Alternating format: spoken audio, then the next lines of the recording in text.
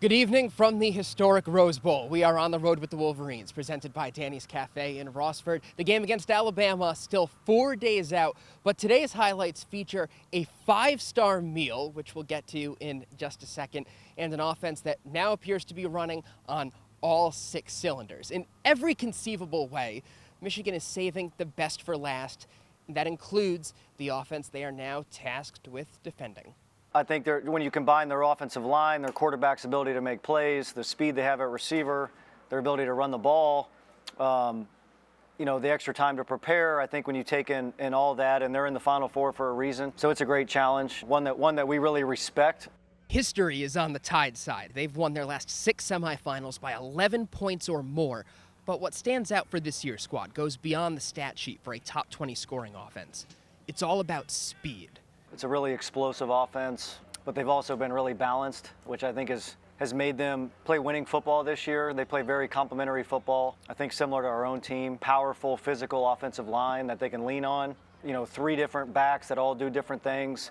3 different tight ends that all do different things. They got a track team at wide receiver. They have matchup issues all over the field. But I feel really good about our guys. Jalen Milroe threw for 2,700 yards and 23 touchdowns with another 12 scores on the ground.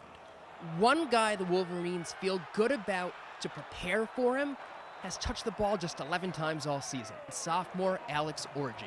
He's done a great job, great look for us. Definitely, kind of similar physical stature to Jalen Milroe, big physical, freaky athletic, can make all the plays outside the pocket, can scramble and stuff like that. Yeah, for sure. I mean, Alex is always a big help when he's over with us. Great athlete, as everyone knows. Do the coaches get a little looser with the no touching the quarterback rule when it's such a mobile guy that you guys are actually going to be chasing around a little bit more? How does that work?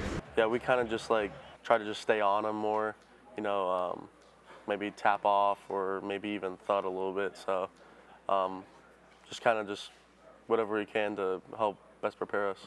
Minter, who spent 3 years seeing Lamar Jackson every day in practice as a defensive backs coach for the Ravens, knows a thing or two about dual threat QBs. What these guys do different is now the ability to stay alive, throw the ball downfield, and take off and run and be a running back once they have the ball in their hands, or be a receiver. I mean, with their speed.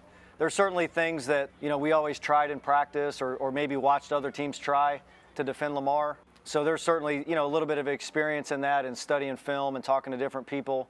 But I think he's his own player. Everything they've ever learned comes into play this week, especially when it comes to succeeding or failing on the biggest stage.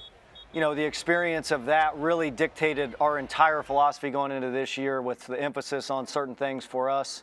And it's, it's paid off so far, and really talking about it at this point is what it is. We're excited to get out there on Monday and see if it was worth it. This Michigan Bowl game update is brought to you by Danny's Cafe Rossford.